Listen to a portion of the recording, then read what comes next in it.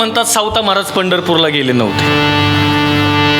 ज्यांच्या गावापासून पंढरपूर फक्त 30 ते 40 किलोमीटर आहेत ते संत जाऊ शकत नाहीत का? निश्चितपणा. पण एक त्यात दुजोरा असा देता येईल की शेतीची कामं ज्यावेळेस निघत असतील त्यावेळेस त्यांना जाणं शक्य नसेल, पण ते गेले नाहीत असं होऊ शकत नाही. कारण त्यांचं संघटन कोणाबरोबर आहे माहिती आहे का? नामदेव महाराज, ज्ञानेश्वर महाराज, निवृत्तीनाथ महाराज. आणि मी एक सांगतोय, 12व्या आणि 13व्या शतकात जी संतांनी क्रांती केली ती आजपर्यंत कोणीच केलेली नाही. त्याचं कारण एकच आहे, संघटन अत्यंत महत्वाचं आहे. संतश्रेष्ठ सावता महाराजांचं चरित्र वाचताना आबा मी इतकं बारकाईनं वाचलं, कीर्तन 11 वाजेपर्यंतच करणार आहे. आता किती सांगायचं आहे, काय होणार आहे मला माहिती नाही, पण मुद्दा एक आहे का, त्या साधूंनी जे कर्म केलेत ते कर्म वेगळीकडे जाऊन केले नाही, शेतात केलेत. शेतातली विहीर ही चंद्रभागा आहे. बघा काय चरित्र आहे. शेतातली विहीर ही चंद्रभागा आहे. जी जमीन आहे ना तीच पंढरी आहे. पांडुरंगाला यावाच लागेल. मुद्दा एकच आहे. मुळशी पॅटर्न आता आला आणि तो सांगायला लागला जमिनी विकू नका. पण माझ्या सावता महाराजांनी 13व्या शतकात सांगितलंय, जमीन विकून मोठे होऊ नका, जमीन पिकून मोठे व्हा. आम्ही जमिनी विकायला लागलोत आणि काय शहाणपणा करायला लागलोत. ज्या जमिनीने आमच्या आजोबांची पाटीलकी राखली, ज्या जमिनीने आमच्या वडिलांचा उदरनिर्वाह केला आणि आम्हाला सांभाळली, ती जमीन विकण्याकरता नाही, ती पिकवण्याकरता आहे. श्रमदानाचा सगळ्यात पहिला संकल्प जर कोणी राबवला असेल या देशामध्ये तर त्या संताचं हे संतश्रेष्ठ सावता महाराज नाव आहे. आम्ही आता सरकारच्या नादी लागलो. मुद्दा एवढा एकच मांडायचा आहे मला की त्या संतांनी प्रामाणिक जीवन जगलंय आणि त्यांचा वंश सफल केलाय. त्यांना शेती करत असताना किती शेतीशी एकनिष्ठ असलं पाहिजे हे सावता महाराजांचं चरित्र वाचल्याशिवाय कळणार नाही. एक वाक्य बोलतोय, काही स्वामीनिष्ठ आहेत, काही देशनिष्ठ आहेत, काही पतिनिष्ठ आहेत, काही पत्नीनिष्ठ आहेत, काही गुरुनिष्ठ आहेत. पण सावतोबारायांचं चरित्र जर वाचलं ना तर माणूस शेतीनिष्ठ कसा असतो हे सावतोबाराय वाचल्याशिवाय कळू शकणार नाही तुम्हाला. विनंती आहे माझी दादांना. या सगळ्या भूमिका मांडत असताना संत सावता महाराजांचं 22वा असणारा आपण उत्सव करतोय. 22 वर्ष झालं उत्सव करतोय. कधीतरी सावता महाराज समजून आणि ते सावता महाराज देवाला उभं करतात, देवाला हृदयात साठवतात. अरे पायात काटा टोचला तर आपल्याला सहन होत नाही, पण देव आल्यानंतरनं खुरप्यानं छाती फाडणारा पहिला महाराष्ट्रातला संत सावता महाराज आहे, हे लक्षात असू द्या. आम्ही भाग्यवान आहोत, आम्ही भाग्यवान आहोत की आम्ही त्यांच्या कुळात जन्माला आलो आणि आम्ही माळी म्हणून स्वतःला घेत असताना आम्हाला तो एक आनंद वेगळा आहे. या सगळ्या भूमिका मांडताना मला मुद्दा एवढाच मांडायचा आहे, देवाला विसरून जमणार नाही. आणि तुम्ही देवाला नावं ठेवलीत तर काय फरक पडणार आहे? शिकलेली मुलं नाही स्वीकारत. काल परवा व्हिडिओ व्हायरल झाली आहे, बाप मशानात जळतोय आणि मुलीनं व्हिडिओ कॉल केलाय. पटकन उरका म्हणे मला स्नान करायचंय. कोणत्या जमान्यात आम्ही जगतोय? जी बापाला स्वीकारत नाही ती देवाला काय स्वीकारणार आहे हा पहिला प्रश्न आहे. आणि तसंही मला तुम्हाला सांगायचं आहे त्याच्यावर परिणामच काय नाही. काय झालं माऊली महाराज, एक मुलगा तर्कशास्त्राचा अभ्यास शिकायला गेला. हे खरं का ते खरं, हे खोटं का ते खोटं, तो शिकून आला. आणि शिकून आल्याच्या नंतरनं आईला आनंद झाला, बऱ्याच दिवसातून मुलगा आलाय. आईनं रव्याचे 2 लाडू बनवले आणि त्यांच्या मिस्टरांना आवाज दिला, हो एवढे 2 लाडू घ्या आणि त्या मुलाला द्या म्हटले. मुलगा तर्कशास्त्र शिकून आल्यामुळं तिथं आला ना, आल्याच्या नंतरनं लाडू पाहिले. बाबा लाडू किती आहेत? बाबाला चष्मा लागला होता. बाबांनी चष्म्यातून सांगितलं लाडू 2च आहेत. मुलगा म्हटला बाबा लाडू 2 नाहीत, लाडू 3 आहेत. बाप म्हटला 2 वर्ष बाहेर राहिला पण जास्त शिकला का काय माहिती, कारण लाडू तर 2च आहेत पण हा 3 कसं काय म्हणतोय. बाबा हे शिकायलाच मी 2 वर्ष बाहेर होतो. मग त्या बापाला तो फसवू लागला. बाबा मी सांगू का लाडू 3 कसे आहेत? त्यानं काय केलं, प्लेट त्या बापाच्या हातात ठेवली होती, त्यातला 1 लाडू उचलला. बाबा हा किती? 1. प्लेटमधला 2, बाबा 2 आणि 1. हा, तुमच्यासारखाच बाबा बी पटक्याने 3 म्हणून गेला. गंमत अशी झाली, बाबांना काय कळे ना काय करावं. लाडू तर 2च आहेत, पण वर्गात 3 कसा काय म्हणायला लागलाय. देवाला स्वीकारलं नाही तर त्याच्यावर परिणाम काय होत नाही, मी याच्यावर बोलतोय. परत तसंच केलं, बाबा हा 1, प्लेटमधला 2, 2 आणि 1, 3. बाबांनी आतमध्ये आवाज दिला, ए तुझं पोरगं जास्त शिकलंय. लाडू किती दिले होते? 2च. मग बाहेर आहे. हा म्हणतो 3 लाडू आहेत. आई आई असते बरं का. आपली आई कोणत्याच युनिव्हर्सिटीमध्ये शिकली नाही, कोणत्याच विद्यापीठामध्ये शिकली नाही. आईला जर म्हटलं ना सही कर तर आई म्हणते घ्या अंगठा. पण आईचा नाद कोणीच करायचा नाही. त्या आईने विचारलं, बाळा लाडू 2च आहेत, तू 3 कसं काय म्हणतोय? आई आईवर सुद्धा तशीच प्रक्रिया. आई काय 1 लाडू उचलला आणि उचलल्याच्या नंतरनं महाराज हा किती? 1. प्लेटमधला 2, 2 आणि 1. आई सुद्धा 3 म्हटली. पण आई आई असते बरं का. आईनं त्याच्या हातातला लाडू घेतला, माऊली आपल्या नवऱ्याच्या हातात दिला, प्लेटमधला घेतला, तिच्या स्वतःच्या हातात ठेवला आणि नवऱ्याला काय म्हटली, हातातला लाडू तुम्ही खा, हा प्लेटमधला मी खाते आणि हा 3रा आहे ना तो खाईल. 9 ते 11ला सुद्धा तुम्ही चांगले चार्जिंगमध्ये आहेत. मुद्दा एकच मांडायचा आहे मला. 2 तास तर्क केला, मिळालं काय? बोला ना, काहीच नाही. तसं या व्यासपीठावरनं बोलतो, त्या देवाला माना न माना, पण त्या देवाला स्वीकारल्याशिवाय पृथ्वी चालू शकत नाही. तुझ्या सत्तेने वेदासी बोलणे, सूर्यासी चालणे तुझी बळे. संत सोपानदेव महाराजांचा एक अभंग फार गोड आहे. पृथ्वी सोवळी आकाश सोवळे, मन हे ओवळे अभक्ताचे. जो सूर्य रामाच्या काळात होता तो आता आहे, जो चंद्र कृष्णाच्या काळात होता तो आता आहे, जी पृथ्वी त्यांच्या काळात होती ती आता आहे. बदललंय कोण? काय उत्तर आलंय माणूस.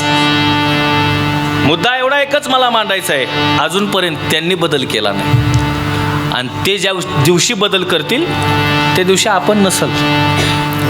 एकच मला मुद्दा मांडायचा आहे, देवाचं अस्तित्व स्वीकारा, त्याला शरण जा. शरण गेल्याचा परिणाम काय होत आहे?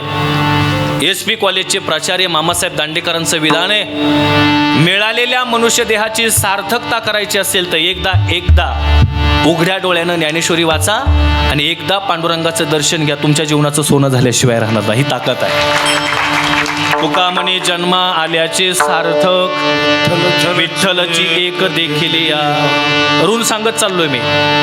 साधूचे सुद्धा फार मोठे ऋण आहेत. जगाच्या कल्याणा संतांच्या देह कष्टविती परोपकार. सावता महाराजांनी तुम्हाला आम्हाला काय शिकवलं असेल तर फक्त एकच, प्रामाणिक कर्म करा. बरीचशी लोक सध्या कान फुकेत, याच्या कानात जाऊन काहीतरी बोलतील, त्याच्या कानात जाऊन काहीतरी बोलतील. कशाला त्याचं कीर्तन ठेवलंय, त्याला करता येत नाही कीर्तन. ऐका, दुसऱ्याची कानं फुकून दुसऱ्याविषयी निंदा करून स्वतःचं अस्तित्व उभं कधीच करता येत नाही. आबा, स्वतःचं अस्तित्व उभं करण्याकरता मनाचा मोठेपणा आणि नीतिमत्ता लय साप असावी लागत असते. या साधू संतांकडून तेच शिकायचं आहे. काय अहो, त्यांना सुद्धा त्रास दिलाच.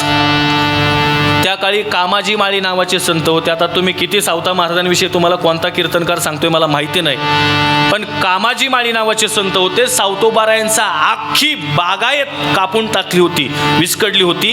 म्हणजे त्या काळात सुद्धा त्यांना त्रास होताच. मुद्दा एवढाच मांडायचा आहे, संतांचे अनंत उपकार आहेत आणि या उपकारातून उतराई व्हायचं असेल तर संतांची पुण्यतिथी केलीच पाहिजे. तेही प्राणा परोते, आवडते मज निवृत्ते, जे भक्त चरित्रात ते प्रशंसती. महाराज देव म्हणतो, माझं चरित्र गायलं तर मला समाधान होत नाही, पण माझ्या भक्ताचं चरित्र गायलं ना तर तो माणूस मला सगळ्यात प्रिय आहे. म्हणून आज सावतामाळी नगर जर सावतोबारायांचं आज या ठिकाणी पुण्यतिथी करत असेल, निश्चितपणानं सांगतो सगळ्या जणांविषयी आनंद देवाच्या अंतःकरणात असल्याशिवाय राहणार नाही. संतांचा विषय. आणि मग हे सगळे मुद्दे मांडताना त्यांच्याशी प्रामाणिक राहिलं पाहिजे. कर्म करा बाबा, कर्म केल्याशिवाय पर्याय नाही. आणि एक महाराज सुभाषितच असा आहे, कर्म प्रधानम साधू जीवनम. तू साधूने कर्म केली पाहिजे, साधूनं वारी केली पाहिजे, साधूनं चांगलं वागलं पाहिजे. महाराज असेल गावातला तर त्यांनी एकादशी धरली पाहिजे. नाही तर महाराजांना जर एकादशी सोडली, लोक दुपारी जेवायला बसलीच. कारण सगळा गाव हा महाराजांकडे पाहून जीवन जगत असतो. आचरणशील जीवन संतांचं आहे. एक बारीक मुद्दा मला का मांडायचा आहे, साधूने कर्म केलीच पाहिजेत आणि साधू कर्म करतातच. पारदर्शक. ज्या जोग महाराज वारकरी शिक्षण संस्थेमध्ये आमचं अध्ययन झालं, त्या जोग महाराज शिक्षण संस्थेचे गुरुवर्य अध्यापक वैकुंठवासी गुरुनाम गुरु बंकट स्वामी महाराज, त्यांचा काकडा ऐकण्याकरता बालगंधर्व पंढरपुरात जाऊन बसायचे. 3-3 मजल्याची इमारत फुल व्हायची. एक दिवशी बालगंधर्व म्हटले, स्वामीजी आम्ही तुमचा काकडा ऐकायला येतो, कधीतरी तुम्ही आमच्या नाटकाला येत चला की. कर्म. स्वामीजींनी उत्तर फार गोड दिलं, आम्ही तुमच्या नाटकाला आलो असतो, पण माझ्या हाताखाली 100-200 पोरं कीर्तनाचा अभ्यास करतायत. मी जर तुमच्या नाटकाला आलो तर ते तमाशाला गेल्याशिवाय राहणार नाहीत. ही पारदर्शकता आहे. म्हणून आज 110 वर्ष झालं जोग महाराज वारकरी शिक्षण संस्था आहे. हे मुद्दे मला का मांडायचे? एकच, साधूने तुमच्या आमच्याकरता जे कर्म केलेत त्यांच्यातून उतराई होण्याकरता पुण्यतिथी आहे. आणि तिसरा मुद्दा, आई वडील सकळ तीर्थाचे दुरे, जे का माता पितरे तया सेवेसी किर शरीरे लोन की जे. महाराज प्रस्तावना तुम्ही अशी का ऋणातून का केली? कारण अभंग त्या भूमिकेतला आहे. ऋणातून का केली? कारण आई वडिलांचे ऋण फेडण्याकरता मुलानं देह झिजवला पाहिजे. त्याच्याकरता मला आबाएवढी प्रस्तावना मांडावा लागली. आता मुद्दा बारीक आहे का? काही महाभाग असे आहेत, 11 महिने मायबापाच्या कंबरड्यात लाथा घालतात आणि 12व्या महिन्याला 12 जागी गण लावतात. कुठं निघाला? पांडुरंगाच्या दर्शनात. गर्दी करू नको. एक वाक्य बोलतोय बरं का, देवाची सेवा केल्यानंतर चांगले आईवडील मिळतील याची गॅरंटी नाही, पण आईबापाची सेवा केल्यानंतर देव तुमच्या घरी आल्याशिवाय राहणार नाही. ही ताकद आईवडिलाच्या सेवेत. मायबाप केवळ काशी तेने न जावे तीर्थास. चला मला विषय लांबवायचा नाही, 10वे 13वे तुम्ही पॅटर्न येतात. मुद्दा एवढाच आहे, देवाच्या याच्यातून ऋणी व्हायचंय, साधूच्या याच्यातून ऋणी व्हायचंय, आईवडिलांच्या याच्यातून ऋणी व्हायचंय. महाराज अशी का प्रस्तावना केली? त्याचं उत्तर आहे, पावन तो केला वंश त्याचा. हे सांगत असताना काही मुलं आपल्या आईवडिलांना नरकात घालणारी आहेत आणि काही मुलं आपल्या आईवडिलांचा उद्धार करणारी आहेत. विठाला विठाला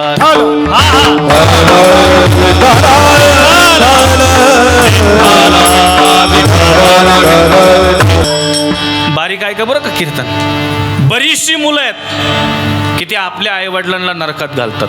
नरकात? आईवडिला नरकात कसे घालतील? हो, कसे घालतात.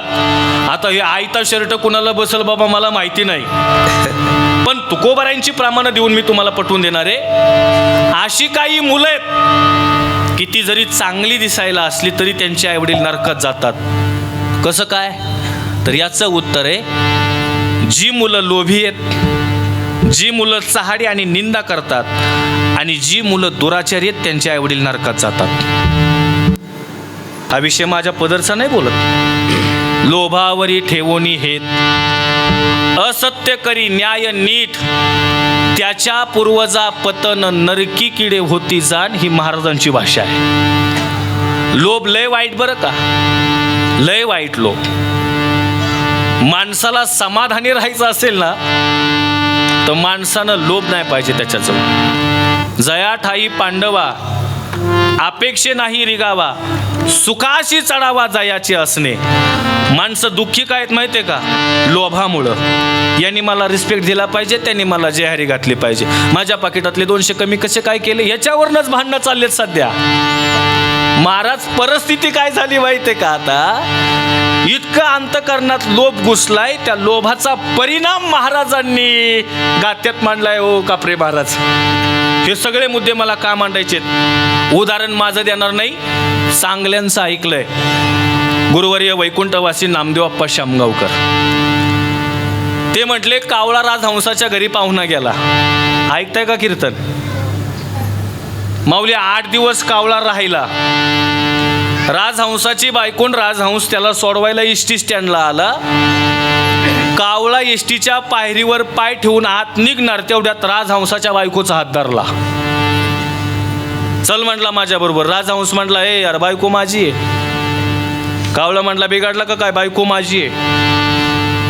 कावळ्यांना घरी यावं का नाही हा प्रश्न पडायला लागलाय सध्याला. दोघांची भांडणं त्याच्यामध्ये. बायको माझी का राजहंसाची? महाराज काय बघताय? भांडणं गेली कोर्टामध्ये. बायकोला ठेवलं जेलला. ह्या दोघांची सेटलमेंट चालू. काय बायको कोणाची? महाराज लय गोड. ते नामदेव अप्पांनी सांगावं दृष्टांत बरं का. बायको कोणाची? पण कावळा हुशारच. काय होतंय माहिती आहे का? कावळ्याचं खाणं काय माहिती आहे का? कावळ्याचं खाणं ढोपरावरचं आहे. महाराज प्रमाण तुकोबरायांचे कावळा ढोपर कंकर तित्तरा राजहंसा चारा मोती याचा. राजहंस सात्विक सत्वबुद्धीचाच हो. त्याचं अन्नच चांगलं आहे म्हटल्याच्या नंतर त्याची बुद्धी वाईट कशी होईल? पण हे कावळा जखम दिसली की टोच मारणार. हा लय अवघड परिस्थिती. आणि मग बऱ्याच वेळा काय होतंय, जाईन तिथं असे बरेचसे कावळे आपल्याला पाहायला मिळतात. पण त्या राजहंसाला वाटलं एक दृष्टांत आला आता एक. राजहंसाला वाटलं अरे कावळा हे शेण खातं हे चांगलं नाही, याला आपले मोती खायला द्यावेत. मग त्यांनी काय केलं माहिती आहे का? कावळ्यांना निमंत्रण दिलं. काय आमच्याकडे या, चांगले मोती तुम्हाला खायला मिळतील. हे कुठं तुम्ही ढोपरण शेण खान बसताय? कावळ्यांची मिटिंग रात्रीची लागली. सहसा कावळ्यांच्या मिटिंगी रात्रीच होते. अरे तुम्हाला लयच बारीक कळते राव या गोष्टी. काय कळलं मला? मी राजहंसाचं आणि कावळ्याचं सांगायला लागलोय. गंमत अशी झाली महाराज, त्यातला एक कावळा म्हटला अरे राजहंसाच्या घरी पाहून जायचं आहे, पण जाताना भुका लागतील का कसं काय? त्यातला लगेच एक जण उठला, म्हटला बरोबर आहे, राजहंसाने मोती खायला दिलेत बरोबर आहे, पण जाता जाता डब्यात आपला माल थोडासा घेऊन जा. म्हणून चोचीत काय केलं, त्यांनी शेणाचे गोळे भरले. ऐकताय ना कीर्तन? आणि चोचीत शेणाचे गोळे भरले आणि तिथं गेले. त्यांनी चांगलं प्लेटमध्ये मोती ठेवले होते, पण मोती खात असताना गोळ्या टाकाव्यात का नाही? गोळ्या तशाच आतमध्ये मोती खायला लागले. त्यांना टेस्ट लागाना. बऱ्याच जणांचं असं झालंय, रामराज्य तर यावं पण रावणाचे विचार सोडायचे नाहीत. मुद्दा लय बारीक आहे बरं का माझा हा. प्रत्येकाला वाटतंय कृष्ण माझ्या घरी यावा पण कंसासारखं वागणं सोडायचं नाही. त्या कावळ्यांनी सुद्धा तेच केलं.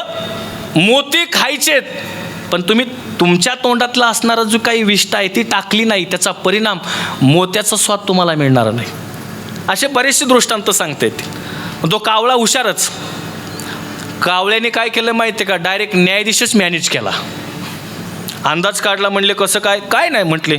आणि नेमका त्या न्यायाधीशाचा बाप एक 4-5 महिने झालं मेला होता. आणि बापाविषयी त्याला लय प्रेम होतं. कावळ्याला कळालं. असं का? बरं ठीक आहे म्हटले, काही हरकत नाही. कावळा म्हटला बायको राजहंसाचीच आहे, पण ती बायको माझी करून द्यायची. त्या बदल्यात काय देणार? तो काय म्हटला माहिती आहे का? त्या बदल्यात तुझ्या बापाचं दर्शन. बाप तर मेलाय 4 महिने झालेत. बापाचं दर्शन मिळणार म्हटल्याच्या नंतरनं न्यायाधीश त्याच्या तोंडाला पाणी सुटलं ना. मेलेल्या बापाचं दर्शन घडतंय म्हटल्याच्या नंतरनं काही हरकत नाही. आबा न्याय खोटा दिला राव त्यांनी. बायको कोणाची होती? ओ राजहंसाची होती. पण न्यायाधीशानं न्याय कोणाच्या बाजूने दिला? कावळ्याच्या बाजूने दिला. तुम्ही तर कोर्टाच्या नादी लागू नका बरं का. पोलीस स्टेशन कोर्टाच्या नादी लागू नका. अजितदादा सारख्यांची जर FIR दखल होत नसेल तर तुमचं आमचं काय गणित घेऊन बसलाय महाराज. परिस्थिती डेंजर आहे. आणि मग गंमत अशी झाली दादा, न्यायाधीश सकाळी उठला, कावळ्याच्या घरी आला, म्हटला ए अरे आता तुझ्यासारखं सगळं झालंय, माझा बाप मला दाखव की. न्यायाधीशानं कावळ्यानं न्यायाधीशाला सोबत घेतलं, गावाच्या बाहेर गेला आणि एक विष्ठा होती, त्या विष्ठेमध्ये अशी काठी घालवली आणि थोडंसं हलवलं, त्यात एक किडा होता. न्यायाधीशाला कावळा म्हणला हा तुझा बाप आहे. न्यायाधीश म्हणला ए यार बिघडला का काय तू? न्यायाधीश काय म्हटलं माहिती आहे का? बिघडला काय तू? कावळा म्हणला काय माहिती आहे का? अंतकरणात लोभ ठेवून जर तुम्ही जगत असताल ना, तर तुमचे पूर्वज निश्चितपणानं किडे झाल्याशिवाय राहणार नाही. ही भूमिका आहे. लोक ऐकणारी चांगली आहेत, आमची गायबानी निघाली. बंगाली बंगाली बा, मला खरंच गाणं पाहिजे होतं थोडंसं. मी लई इडी केली असती लोक राव. देवाने काय केलं, माझा गळाच काढून नेलाय, म्हणजे मला स्वरच नाही. मला बरीच म्हणते तुम्ही गा गा, पण मी गातो कसा, यमननी सुरुवात, मारुबेकचा अंतरान, परत येताना भैरवी. इतकं टेन्शन, मला गाणं जमत नाही. पण एक बारीक आहे राव, किती संप्रदाय व्यापक आहे, तुम्ही प्रामाणिक राहा. न्यायाचार्य नामदेव महाराज शास्त्रींचं विधान आहे, अरे कार परवा आलेले संप्रदाय इंटरनॅशनल झालेत, माझी ज्ञानेश्वरी 750 वर्षापूर्वीची आहे. कधीतरी आम्ही विचार करा ना, आम्ही माऊलीची लेकरं आहोत.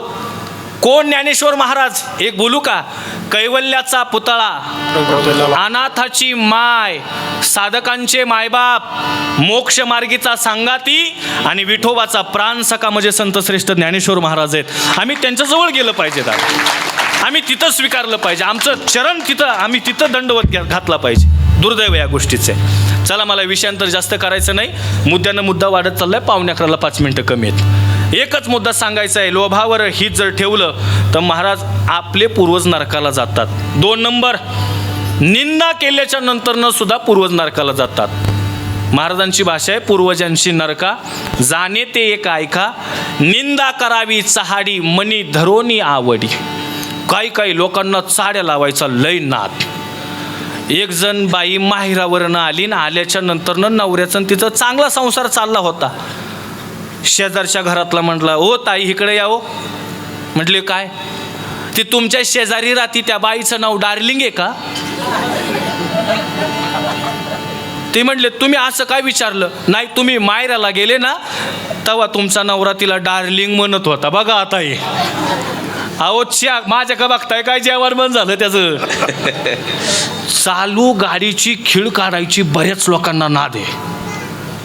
गावात म्हणले ना बिनविरोध करायचं, रात्रीचे बसलेच, केलेच दुसऱ्या दिवशी 3 जण उभे. हे मी इथलं सांगत नाही बरं का, आमच्याकडचं सांगायला लागलो.